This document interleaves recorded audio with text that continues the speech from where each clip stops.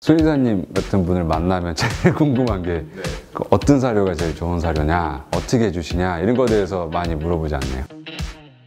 많이 물어보죠. 근데 이게 되게 웃긴 게 뭐냐면 뭐 완벽한 사료라는 건 없어요, 당연하게도. 이게 생각해보면 사람이 먹는 밥도 똑같아요. 완벽한 음식이 뭐냐 그러면 된장찌개, 김치찌개 이렇게 꼭 하나 집어서 단정할 수가 없잖아요. 본인들이 시행착오를 거쳐가면서 한 6개월이고 1년이고 맞는 음식을 찾는 과정이 있으면 좋을 것 같은데, 미국에서 사시는 분들은 어떻게 내가 시도를 해보는지 물어보고 이게 안 되면 의사들한테 자문을 구하면서 내가 이렇게 계획을 세웠고 이게 했는데 안 된다 이런 식으로 상담을 하는 비율이 높은데, 한국에서 임상을 하면 와서 그냥 뭐가 좋아요, 그냥 하나만 추천해 주세요, 정답만 원하시는 분들이 많아요. 그래서 좀 답답해요. 설명을 해드려도 골치 아파, 난 못하겠어, 이런 분들이 좀 비율이 높은 것 같아요. 제가 쉬운 방법을 하나 알려드릴게요. 성분을 볼 때 어려운 걸 거르는 게 아니고 좀 괜찮은 성분을 찾을 수 있는 방법인데, 옆에 성분을 보면은 예를 들어 닭고기 사료예요. 닭 가슴살, 닭 다리라고 해서 뭐 특정 부위를 해놓은 거는 내가 자신 있어서 여기다 명시를 해놨다는 거거든요. 그럼 아무래도 다른 부산물이나 불순물이 많이 섞여 있는 육류들이 오는 게 있는데, 그런 데서 오는 단백질들을 좀 거를 수 있는 확률이 높죠.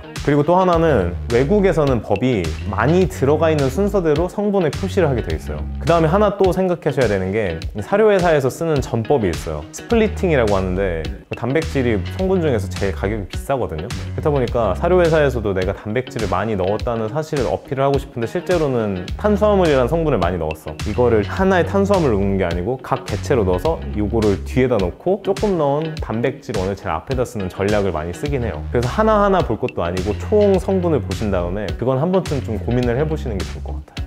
이런 얘기를 인터넷에서 본 적이 있어요. 6개월마다 사료를 바꿔주는 게 좋다. 부족한 영양소가 생길 수도 있기 때문에 이 사료랑 저 사료랑 바꿔가면서 먹여주면 부족한 영양소가 보충될 수 있기도 하고요. 두 번째는 이제 기호도에 관한 문제예요. 내가 평생 동안 특정 브랜드의 시리얼만 먹는다고 생각하면 그만큼 끔찍한 일이 없잖아요. 이게 사료 회사의 마케팅이기도 한데, 얘가 사료를 먹으니까 똥도 너무 잘 싸고 뭐 모질도 건강해지는 것 같고 뭔가 전에 사료보다 더 나은 것 같아. 그럼 소비자는 별 의심 없이 이 사료를 하나 정한 다음에 평생 동안 먹여요, 그걸. 사료회사 입장에서는 이 사람이 이 사료를 선택하는 순간 10년에서 15년 동안은 고정 고객이 확보가 되는 거잖아요. 이제 그런 마케팅적인 측면에서 좀 소비자들도 벗어나면 좋을 것 같다는 생각이 들기도 하고요. 보통 6개월마다 사료를 한 번씩 바꾸라고 하긴 하는데, 저 개인적으로는 3개월에서 4개월 사이에 한 번씩 바꾸는 거를 권장을 드려요.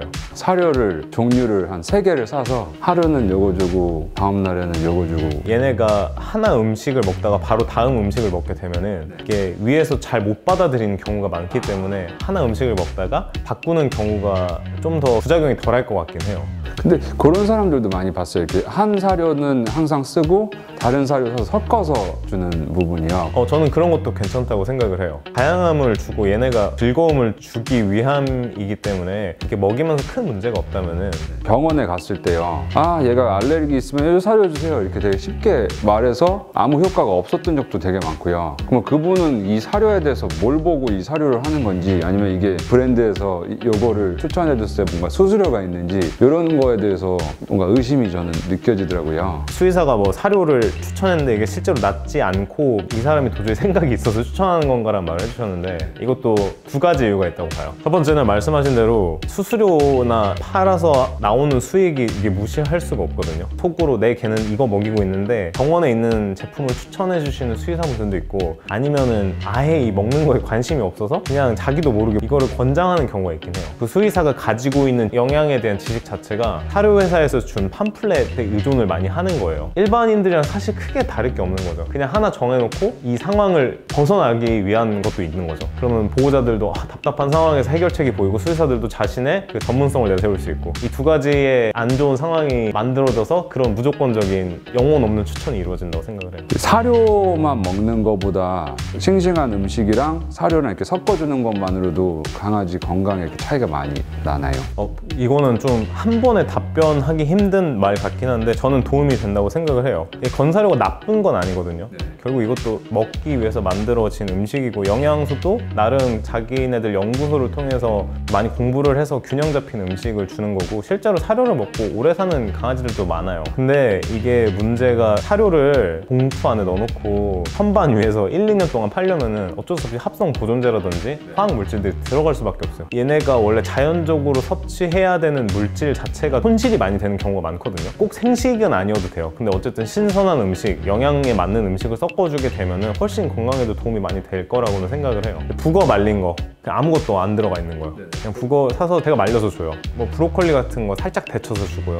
가끔씩 닭가슴살 삶아가지고 조금씩 주기도 하고요. 근데 절대 많이 주진 않아요. 그냥 사료를 먹다가 생식을 시작하고 싶다 하면요, 처음에는 이렇게 조금씩 주는 거가 좋은 거예요? 아니면은 너무 빨리 바꾸는 거는 반려동물한테는 좋지는 않다는 생각이에요. 그래서 보통 한 7일에서 10일 정도 사이를 두고 음식을 천천히 바꿔주는 게 좋아요. 그래서 처음 한 2, 3일은 내가 바꾸고 싶은 생식 25%에 전사료 한 75%를 섞어서 탈이 없는지 살펴보고 그 다음에 생식량을 점차 늘려나가는 게 중요하거든요. 미국에서 임상을 하면 아무래도 그 나라는 반려동물 역사가 오래된 만큼 생식 역사도 오래됐어요. 그래서 20, 30년 전부터 생식을 하고 있는 사람들도 훨씬 많았고 브랜드도 훨씬 많은데 제대로 하고 있는 업체가 많은지에 대한 건 아직 의문이에요. 근데 그 선진국도 지금 그런 마당에 지금 한국에서 반려동물 먹거리에 대한 게 규제 없이 우후죽순 생기고 있다는 생각을 받았거든요. 그렇다 보니까 소비자들도 믿을 수 있는 정보원이 없다 보니까 이게 옳은지 저게 옳은지 모르다가 그냥 하다가